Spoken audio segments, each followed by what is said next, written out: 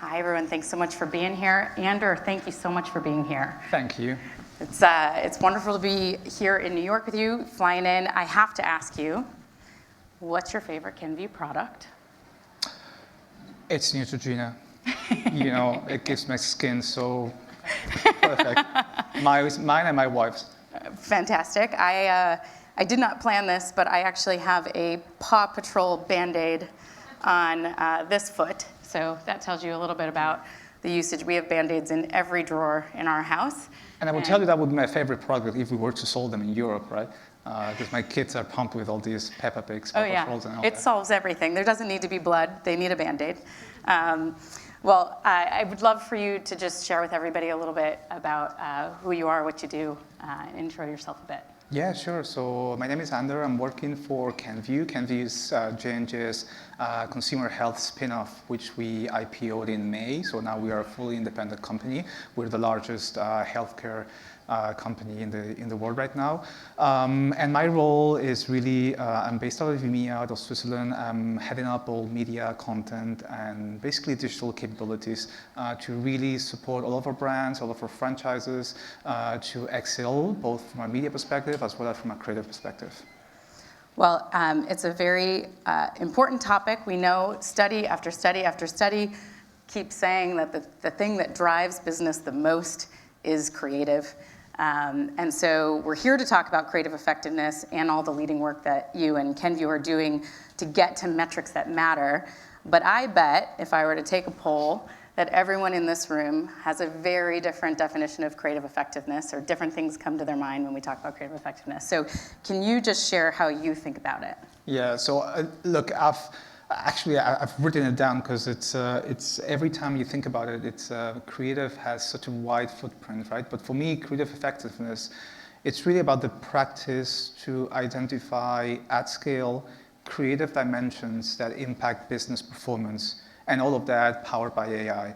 And if you unpack this definition, there's a couple of elements that are super important, right? We're talking about scale, right? Large organizations, decentralized organizations work at scale, right? Because we generate so much content, right? Thousands and thousands of pieces of content, right? So the scale component is fundamental. The second element is creative dimensions, right? For those of you who work with creative agencies, you are very well used to be measuring campaign ideas, right? You develop your big campaign idea and then you go to whatever Ipsos, Cantor, whatever Nielsen methodology to look at how it drives impact or performance.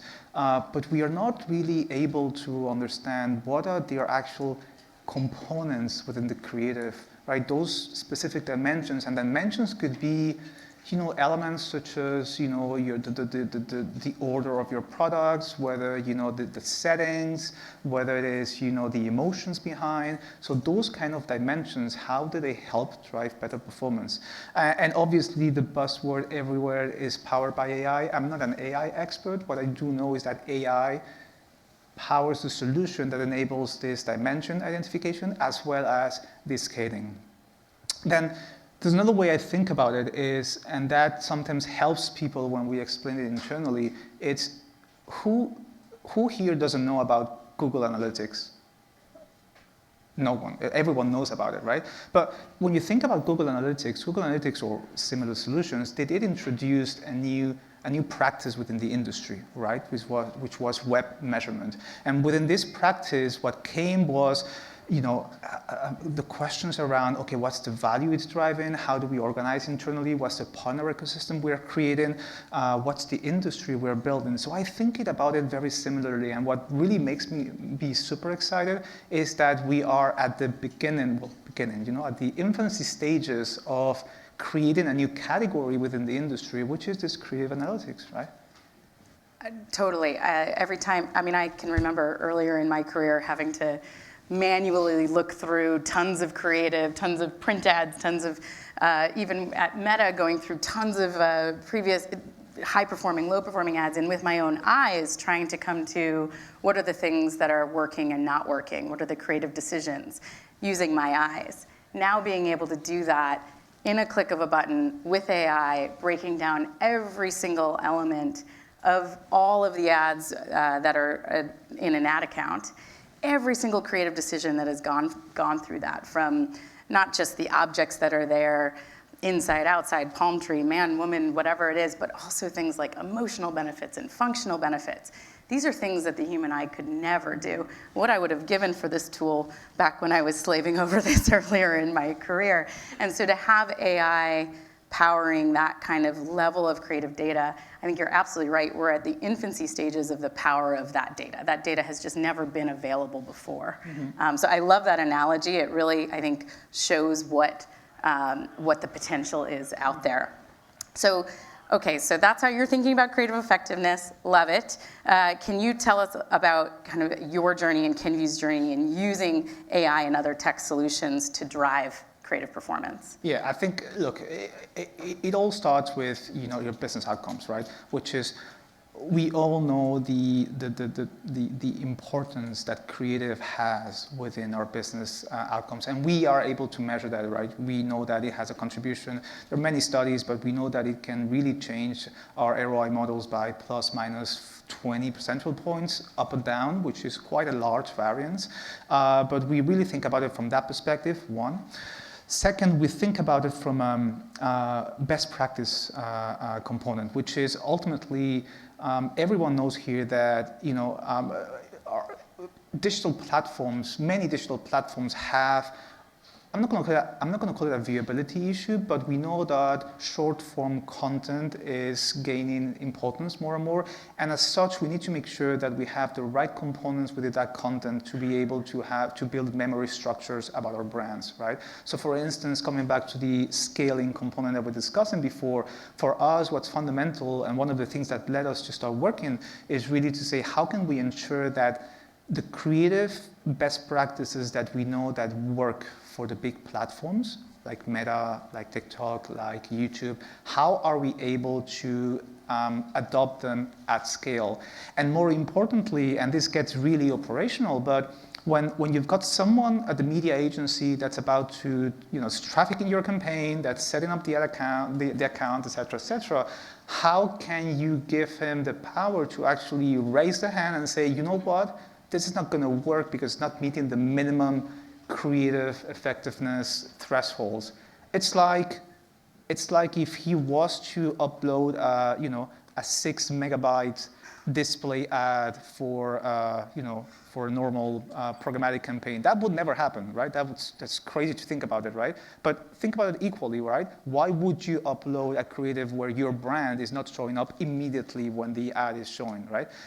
It sounds very easy, very straightforward, but you will be amazed when you start to measure it at scale how much uncompliance exists across the board. And then finally, our last creative driver that we think about it is we are in the business of building brands. And again, this is a perspective from someone that works mostly at branding. We don't do as much performance advertising, so the narrative may be a little bit different. But in the business of branding, we are in the business of creating memory structures, right? There's a concept around, some people may be familiar here about system 1 memory structures and system 2, right? So to make it simple, our brain, we are lazy individuals, right? Our brain is lazy, naturally. Speak for yourself. I speak for myself. Well, I'm very lazy. But ultimately, our brain has to process more than 10,000 decisions per day, right? So ultimately, the brain has created this concept of system 1 and system 2. System 1, which are, those unconscious, those natural decisions that you're making. System 2 are those ones that take you longer to decide, right?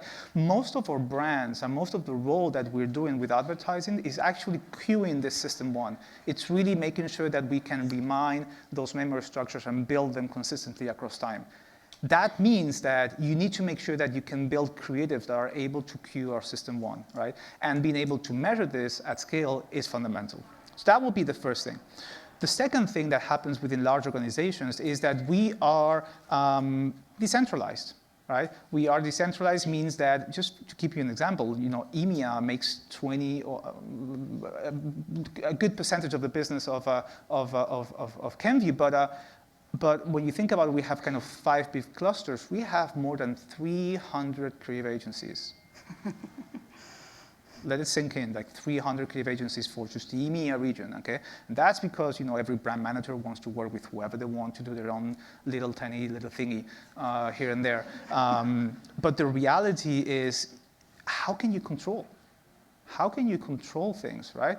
Well, you need that scaling component, right? And you need to make sure that, and that's why for us it's fundamental that operational success comes by connecting these tools to DAM tools, to workflow tools, right? That will enable success to happen.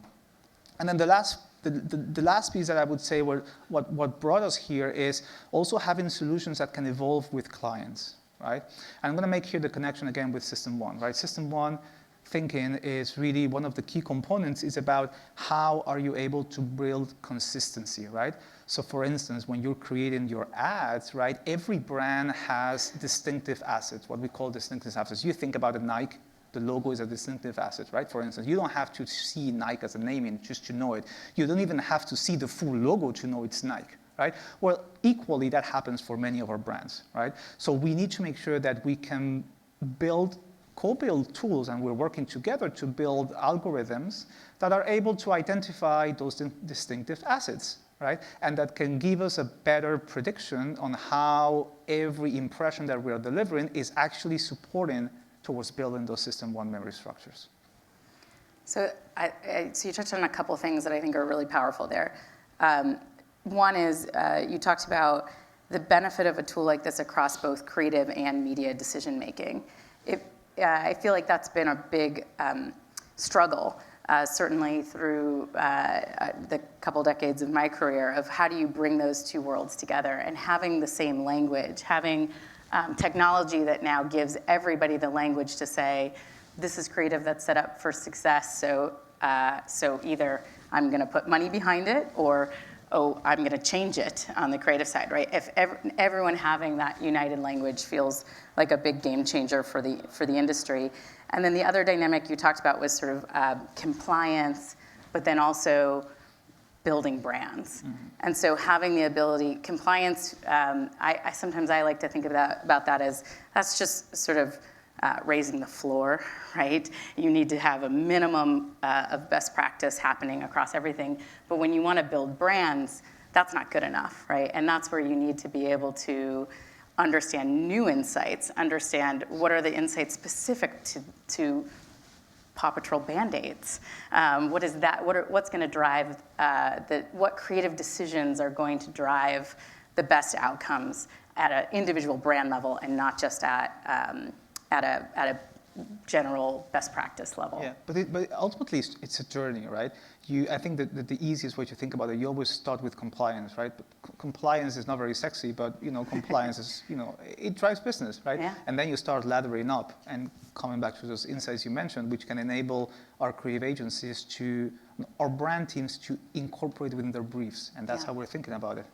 Yeah, well, Kenvue's leading in the space. You've done just such a robust job in doing both of those things, right? In connecting into your DAMs, in having that visibility across all your teams on both the compliance side and driving those individual brands. The thing that we're really here to talk about is not just how you've gotten to the media metric lifts, which are the easiest things to measure, but how have you been able to actually elevate those media metrics to the metrics that really matter? I know for sure we hear almost every day from a client, that's not the metric that matters for me. Talk to me about brand outcomes. Talk to me about business outcomes. How have you been able to do that? And I think we have a slide here to show as well. Yeah, Perfect. Definitely. So ultimately, I don't want to say that media metrics are not important, right? Media metrics are relevant, and for some businesses and for many performance-based businesses, media metrics do have very high correlations with outcomes, right? Because those outcomes can be specifically measured. But when it comes to large CPG organizations, we think about the closest to business outcomes is either retail sales, as we measure through MMMs, or brand equity growth, right? So for us, when we started working with VidMob, we very quickly mentioned that for us the metrics that matter are the ones that are close to the actual business outcome and that are close to how are we going to be supporting to building our brands. And one of the things that's very interesting is there's a ton of data that's available already. You just have to connect the dots. So coming back for example, from a brand equity perspective, if there are many brands here who are actually running meta ads, I'm sure you already have your brand lift studies appended to those meta campaigns, right? Because at a certain level threshold of investment, you have it included there. Equally with YouTube, right? So what we work together with the team here at VidMob is, okay, how can we extract all that data? How can we extract it in a way that can be plugged within the system? And how can we then correlate it as a business outcome for us, that matters, to specific creative dimensions, so we can have the actual results that can lead to decisions such as how big can the impact of the type of talent be within the brand attributes increase. And then obviously we also had this connection correlated with MMM outcomes, with the media mix model outcomes, which basically look at impressions to sales uplift. But ultimately, what I would say is this is when it really becomes part of your a fundamental piece of how you run your business, because you can actually easily justify that this is not a cost, it's just an investment, right? Because you are actually seeing a return behind and you can measure it specifically. Yeah, that's great, thank you. The brand lift, so thank you for participating. We did a beta for this brand lift study together, and one of the things that I really love about the technology that's now available to marketers is you can do these, you can look at these analytics not just as a retrospective, did this work, right? Many of those brand lift studies, they operate as a retrospective, right? How successful was this campaign, yes or no? What were the outcomes of this particular campaign? But with the AI recognition of creative data that we talked about earlier, what we're actually able to do with that is say, hey, these are the creative decisions that are having the biggest impact on your brand outcomes.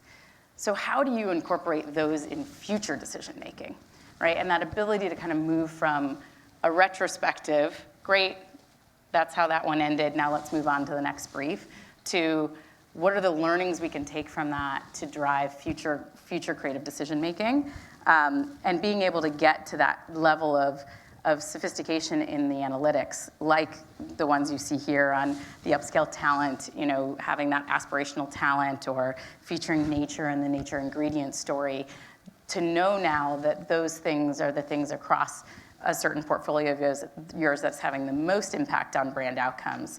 How do your teams then work with that? Is that stuff you're able to then... Well, that becomes part of your brand's playbook. Yeah. Right? Ultimately, it's and the word playbook is too generic, right? Because there are playbooks and playbooks, right? There's things that stays in the drawer, and there's things that is actually actionable. This sits in the actionable thing, right? Because you're basically just plugging those insights directly within the creative brief as mandatories, right? Or as elements that you want to make sure that when a creative agency is going to be thinking about a new piece of content, or whether your production partner is going to be creating it, you make sure that this stuff is incorporated. And what it really becomes very interesting, and I'm a huge fan of, ultimately we are large organizations, we're in the business of scale, right? And the business of scale becomes very interesting when you're able to match these learnings for brands, but also for channels, right? So one of the things that we are working on a lot in EMEA is what may work in France may not work in Germany, right? Because it's just different people, right? It's different cultures. I'm not saying, not judging better or worse, but it's different, right? And we have seen that what can work here may not work in other places. And we have those kind of outcomes. For some brands, we're able to run those studies and consolidate the answers at a brand level across markets.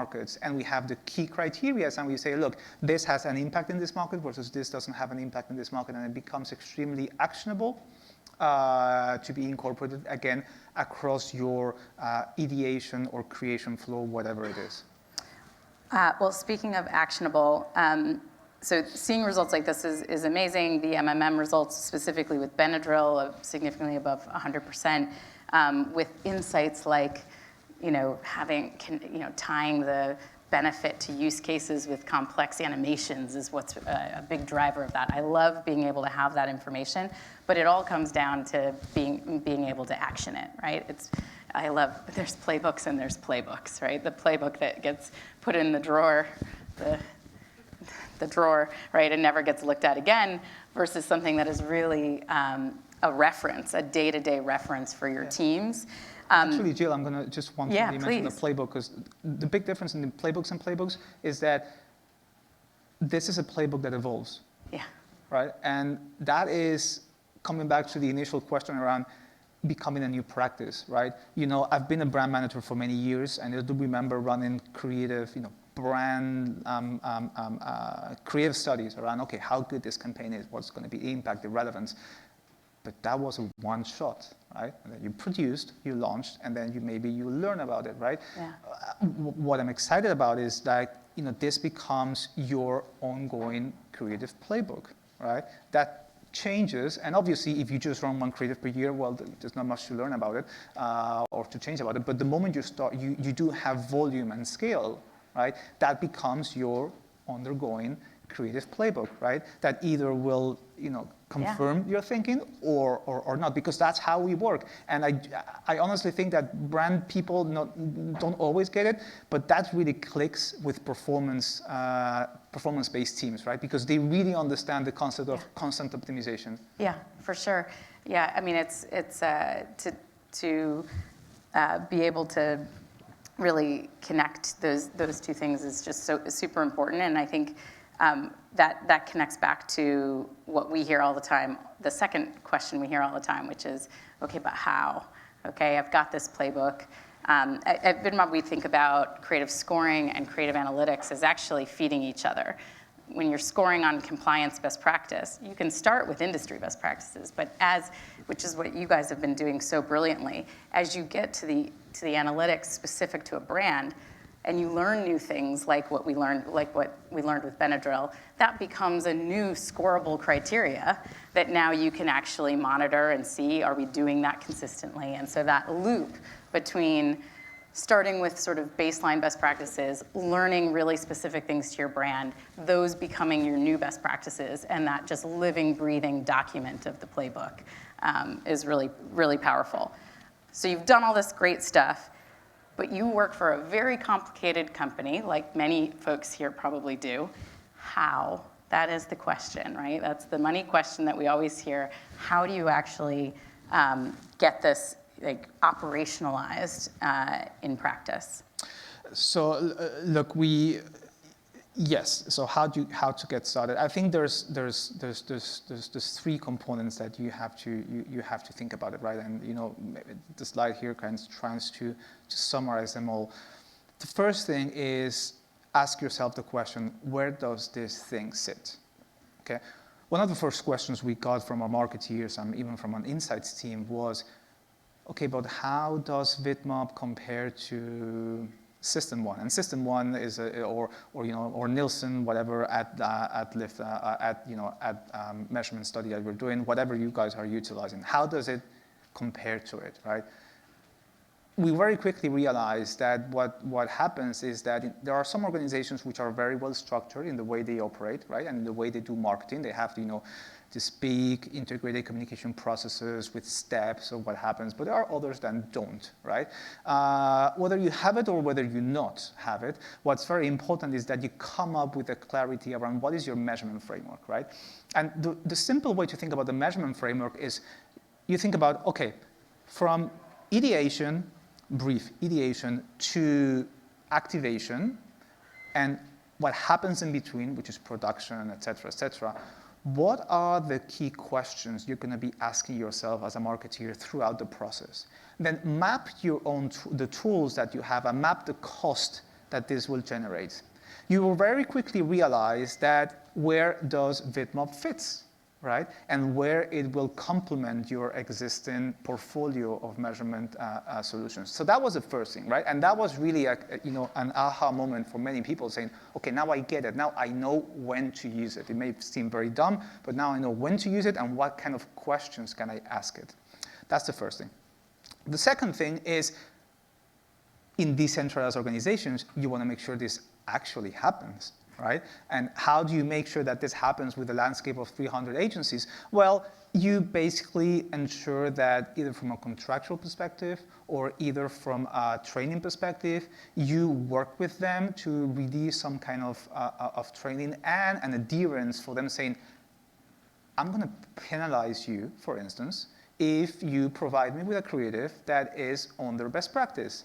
And you start with the basics, right? Because best practice compliance is as boring as it can be, is as easy to measure as it can be if you have the right tools, right? And it's very clear. You don't show up the brand in the first second. I'm sorry, that's a concept of a penalty, right?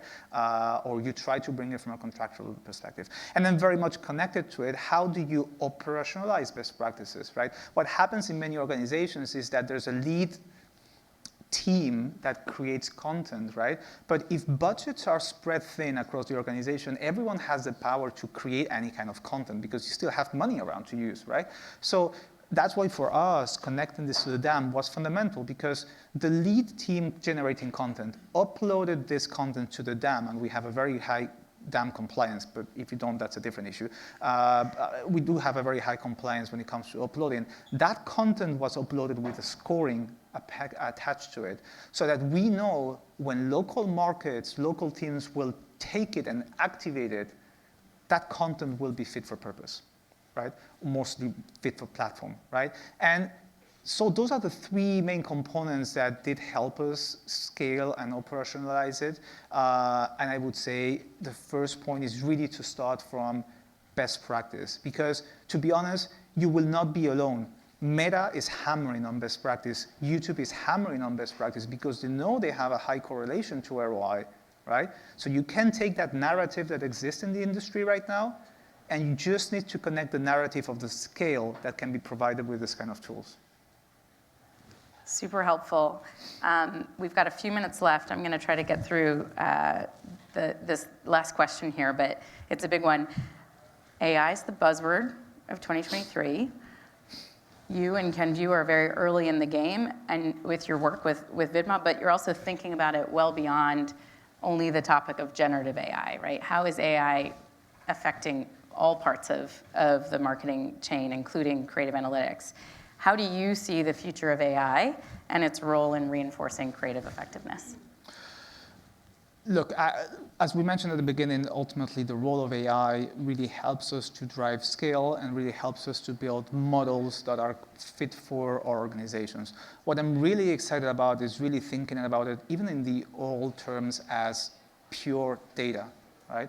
So ultimately what happens is there's a data model behind everything that they're doing, right? For me, what gets me really excited is how this data model will enable prompting capabilities, right? They do say that what AI will generate, or as one of the future jobs, if we have to tell our kids what they want to be, is prompt engineers, right? Because the language models will be as good as the prompt is. There's nothing new here. You don't get stupid answers. You get stupid questions, generally speaking. So that is, for me, one of the key, the key components. So ultimately, you have to think about prompting being the new creative, right? So what gets me really excited is specifically that one, when we will be able to support our teams in actually prompting the right questions, right, and getting the data and the answers at scale that will improve our briefing processes, right? Think about it from the brief right now, the work with our agencies is a pretty linear process, right? You kind of close doors. You have a brief, everyone signs it up, and then you send it elsewhere. It's a process that doesn't go back and forth, right, that much. So what if it could be more fluid, right? And I do think about it in this perspective. Yeah, I think there's a lot of focus on how great it will be to be able to create unlimited amounts of creative. But ultimately, the biggest competitive advantage that certainly Kenvue's set up for is to know what to create, is to understand, have a view on those creative analytics using AI, and be able to, inform that prompt with much more specific information above and beyond the idea itself. Okay, 15 seconds, no pressure, but what is your number one piece of advice for marketers that are starting on this journey? Just get it done. All right, awesome. Well, thank you so much, Ander, and thanks everyone for attending. Thank you.